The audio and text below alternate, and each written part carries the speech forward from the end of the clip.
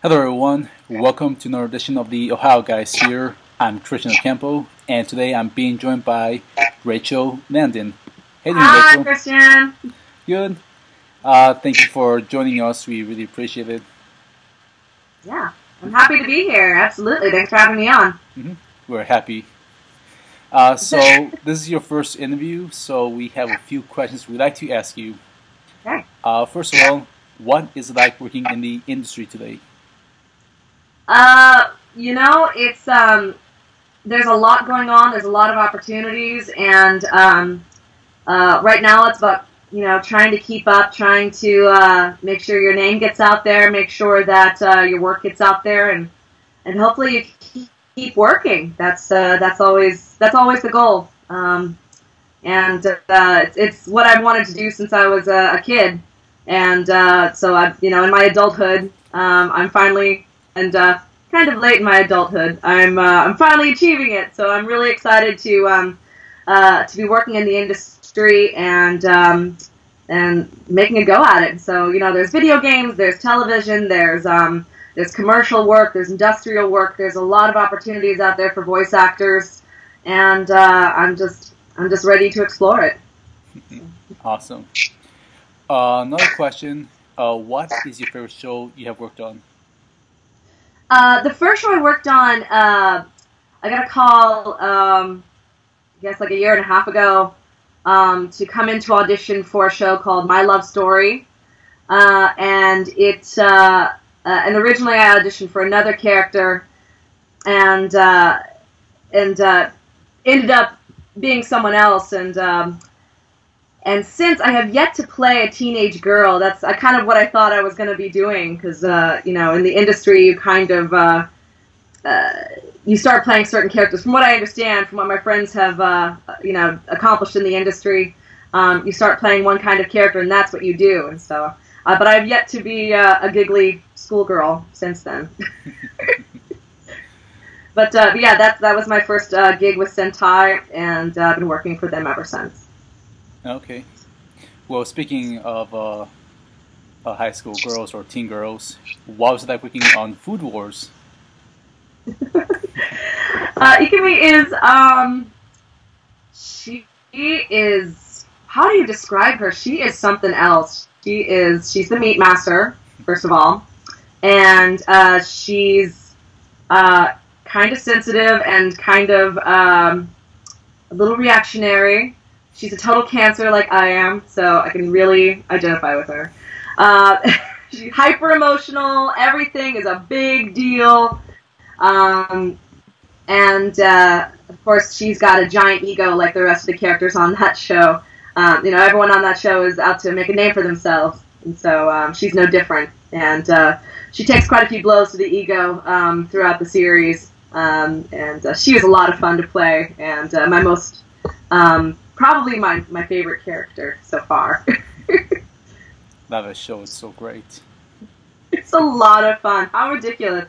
I think when they first called me in, I wasn't, I hadn't watched the Japanese version until they told me I was cast in it, and so I got to watch the subbed version, and it was so much fun. Oh my god, the show's a blast, and I think that when they first called me, they're like, yeah, it's like Harry Potter meets the Food Channel, kind of. And I was like, okay, alright, I'm on board for that. So. Another show you worked on, what was it like working on Gate? Mm-hmm. Yeah. Gate was my first large role, and it was... and again, I hadn't watched it until they told me I was cast, and I zipped through the show, and I loved the world that they created in Gate. I thought it was so beautiful and so unique and so fun, and tons of characters. I mean, the casting process for that show, my understanding, was really lengthy because there's just like an unending amount of characters that had to be cast for that show. And Yao was, she's a dark elf, and she's from the Schwartz Woods, and she has to try to save her tribe from the flame dragon. I don't want to give away too much, of course, if you haven't seen it.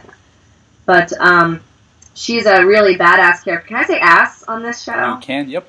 Good, alright. She's a badass character. Apparently, like, a really excellent fighter. But you never really get to see her fight on the show, which I think is really funny. She does a lot of, like she holds a sword and a lot, but she never really uses it. And the only fight that she was ever in was, again, not much, like, I guess, I don't want to spoil anything, but she wins the fight with the power of her boobs, and I think that that is really, like, kudos to her, man. I mean, it's a hell of a way to win a battle, but she did it, and super fun. I think she's just, you know, super proud and, you know, super altruistic. She wants to save her tribe, but, you know, in the end, she's just, she's a sexy elf, so what can I say? Oh, she is, definitely. Yeah. Waiting for more Gates. There will be another season. I hope so. I really hope so. I was, you know, it's, when it ended, it kind of ended on a, you know, a little bit of a cliffhanger, and I thought that they did a pretty good job saying, like, well, if we never do another season, this is an okay place to stop, but, you know, they did leave it open for another season or several if they wanted to, and I really hope they do, because it's a fun world to explore, and there's a lot of, like I said, there's so many characters, and you don't get to know all of them fully, and I hope that if they get to do another few seasons that we'll get to explore some of those background stories you don't get in season 1. All right, next question, and here's a very interesting show. What was it like working on Monster Musume? Oh, God. So, I had just done Food Wars, and, you know, if you haven't done, if you're an actor and you don't do the research going in, sometimes you just have no idea what to expect. But, you know, Food Wars had a lot of, again, spoilers, but there's foodgasms on the show. And there's, like, kind of, I guess you could call it partial nudity, and, like, I don't consider myself a very timid person, but it made me blush. It was, you know, and so then, coming off of that project, they were like, we've got one coming up, and it's, like, this doesn't even scratch the surface. And so then I worked on Monster Musume and character of Draco, and oh my God, I was... It was a lot of fun, first of all, because, you know, you get to gender bend a little bit. Okay, sorry, spoilers. So that was a lot of fun, kind of playing, you know, this, I almost call it like a genderqueer character, but super, super fun part. But there were parts that made me blush when I was doing the VO for it. I was like, oh my God, I can't believe that this scene is happening in this show. And I think that mine was pretty tame compared to most of the show, which is pretty filthy. So, but I had a really, I mean, you have to have like a sense of humor about it, because that's what anime is. It's sexy and funny, and it doesn't take itself too seriously most of the time. So you just have to have a good sense of humor when you go into recording. No, definitely. It's a very unique show, I'll say that. It's very unique. It's pretty bizarre, but I just had a blast working on it, and my friend Bryson is the lead in the show, and he's really great. So he definitely is great to talk to you. Well, I'm glad you have fun, nonetheless. Oh yeah, absolutely. Well, you know, like I said, you can't take yourself too seriously in the industry, because I don't think anime does all the time. You know, it's larger than life. That's kind of the art of it, which is a beautiful thing. You know, it's and you know, I grew up watching certain shows, and you know, the actions, you know, larger than life, the romances, and like sometimes like the filthiness of it is larger than life. And I think that that's why people like anime. You know? Yeah. Yep. You couldn't have said it better. All right. Since you mentioned this show, what was that working on My Love Story? My love story was so, it's like going from, in the course of a year, going from My Love Story to Monster Musume is like, it's night and day. And, and I had grown up, watching probably, I guess, what people would call like the 101 of anime, like Dragon Ball Z and, like way back, like, Gundam and Voltron and things like that. But, I really wasn't that familiar with the culture of anime and the fan base. And looking up like the different kinds of romances that that span manga and anime, and kind of the way that they're developed and the archetypes of the characters. I just think it's the sweetest show. And you just gotta love the main character. He is just, he's just a sweetheart. He just has no clue about anything. And what was cool about it, being in my 30s and playing a giggly little teenage girl, kind of is going back to that time where everything was just a really big deal. It was, two teenagers falling in love and just being sweet on each other, and kind of their friends that surrounds them, and get to play a small part in their romance. And it's, I just think it's a very adorably sweet show, and actually one of the funnier shows I've worked on. I think it's actually hilariously funny. So, and people I don't think they probably give those romance shows enough credit. Like, yeah, they're like, it's a silly little, it's a love story, but it is really, really funny. And that's why I'm really glad that it kind of broke me into the industry. That was my first project. Oh, that's awesome. Now, it looks cold there, Christian. How you doing? I'm doing good. Don't worry about me. Interview comes first. I think it's only like 10 degrees here. What is it in Chicago? Like negative 30 right now? I think. I'm not sure, but I'm good. Don't worry about it. I'm just getting ready for my next question. This one is a little bit of a funny one. Okay. If you could be any character you have played in real life, who would you be, and you can mix and match? I'd have the cooking skills of Ikumi, although I think that everyone should know that I think it's funny because she's the meat master and I am a vegetarian. But I think she's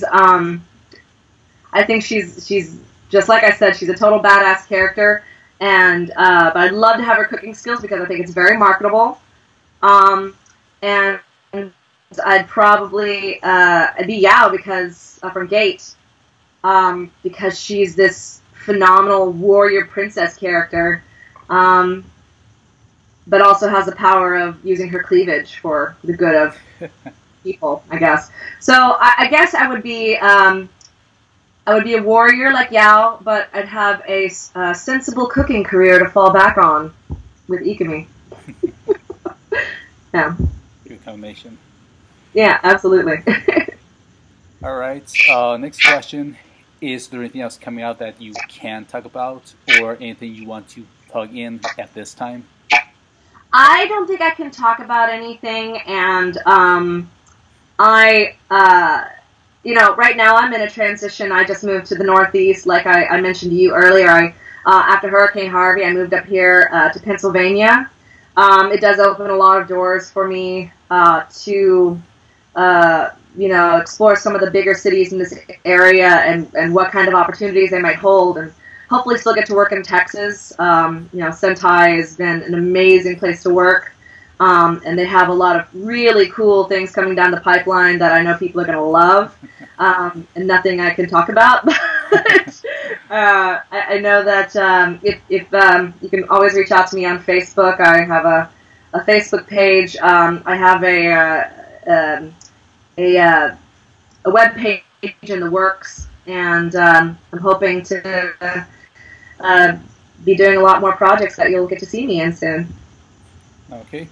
Last question, and this one you already just mentioned. Aside from the Facebook, do you have like a Twitter, Instagram, or any of that social media stuff?